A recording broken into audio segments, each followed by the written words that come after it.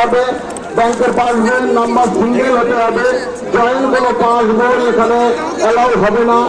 এই ব্যাপারগুলো এবং পরের পৃষ্ঠায় যে ব্যক্তিগত যে ইয়ে রয়েছে, কোয়ারিজ রয়েছে, অর্থাৎ বাড়ির নাম্বার, গ্রাম, আমাদের বুথ নাম্বার, আমাদের জিপি নাম্বার, জিপির নাম এবং ব্লকের নাম, জেলার নাম, এগুলো সঠিকভাবে লিখে সেলফ যে আমাদের ডিক্লারেশন রয়েছে তার নিচে সইটা অবশ্যই করতে হবে।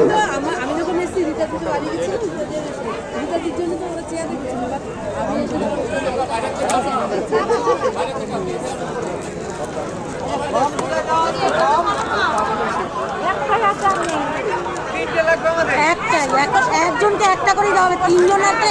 যে সমস্ত ভর্তিরা ফর্ম দিচ্ছেন, যুবসাথীর ফর্ম দিচ্ছেন, আপনাদের কাছে বিশেষভাবে অনুরোধ করছি একটার বেশি ফর্ম কাউকে দেবেন না, একটার বেশি ফর্ম কাউকে দেবেন না।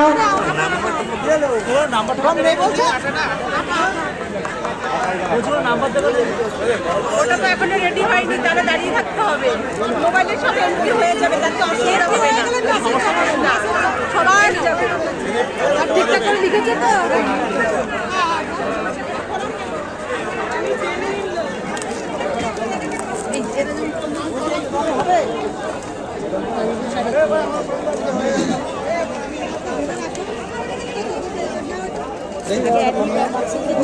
আগে অ্যাডমিট মারফত, তারপর ব্যাংকের অ্যাকাউন্ট, তারপর আধার কার্ড, এটা ফর্ম দিতে পারেন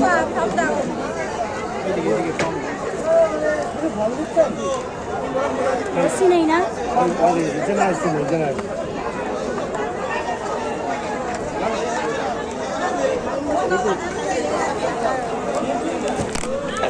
এটাই তো আর কিছু করা লাগবে না? না না বলছি আর কিছু করা লাগবে কি? ঠিক আছে। Bank account,